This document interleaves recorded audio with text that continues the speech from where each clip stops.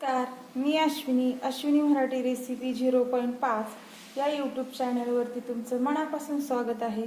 तर आज आपण करणार आहोत गव्हाच्या पिठापासून डोसा. तर त्यासाठी या वाटीनं मी 1 वाटी गव्हाचं पीठ घेतलेलं आहे. तर आता त्यामध्ये आपण 2 चमचे घालणार आहोत बेसन पीठ.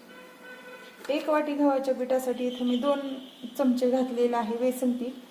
तर आता त्यामध्येच आपण घालणार आहोत 1 छोटी वाटी बारीक चिरून घेतलेला कांदा अगदीच बारीक चिरून घ्यायचा.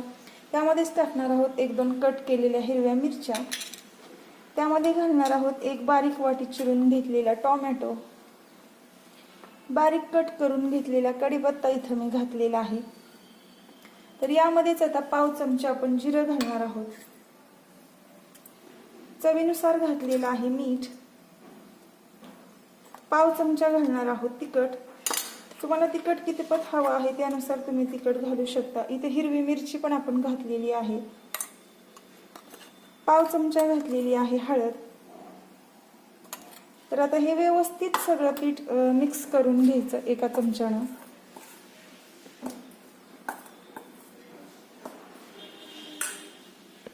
तर ज्या वाटीनं आपण कणिक घातलेली आहे त्याच वाटीनं आपण इथं 1.5 वाटी पाणी घालणार आहोत. तर अगोदर मी 1 वाटी पाणी घातलेलं आहे.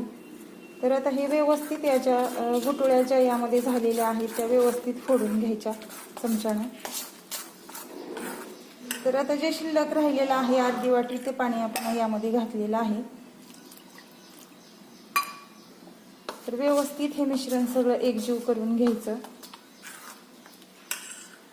तर बघा, पाहू शकता या पद्धतीने हे पीठ मी मिक्स करून घेतलेलं आहे. तर 1 वाटीसाठी आपल्याला 1.5 वाटी पीठ पाणी बस होतं.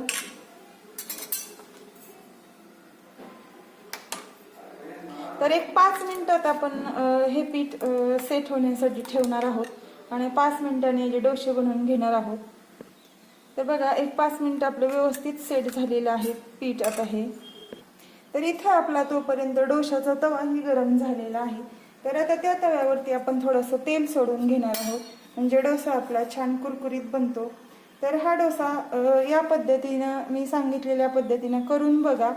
तर त्यासाठी जास्तीचंही काही सामान लागत नाही. आपल्या घरात जे अवेलेबल आहे त्यातमध्येच हा डोसा बनतो.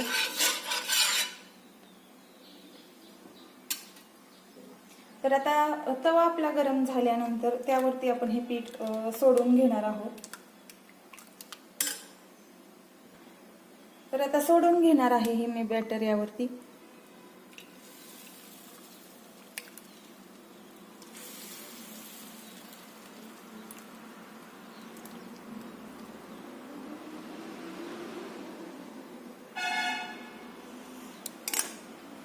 तर बघा, पाहू शकता पूर्ण यावरती मी व्यवस्थित हे पसरून घेतलेलं आहे.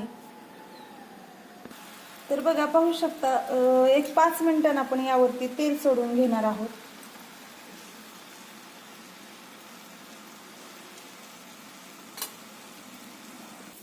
तर बघा 5 मिनिटांना आपण पाहिलेलं आहे कुरकुरीत अगदी तयार झालेला आहे आपल्या गव्हाच्या पिठाचा डोसा.